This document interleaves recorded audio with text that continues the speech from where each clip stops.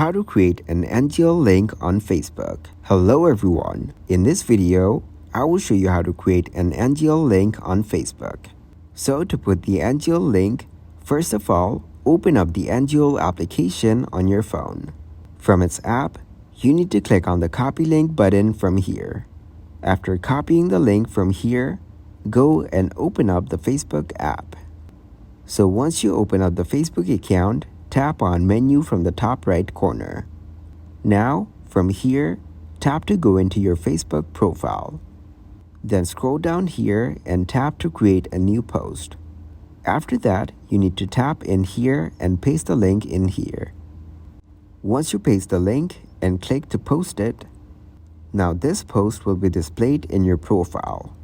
You can use the NGL link from the post. Also, check out our video on how to delete Facebook account permanently without password. Thank you guys for watching this video. Hope you got some value. Make sure to like the video and subscribe to the channel to get notified of new videos. See you in the next one.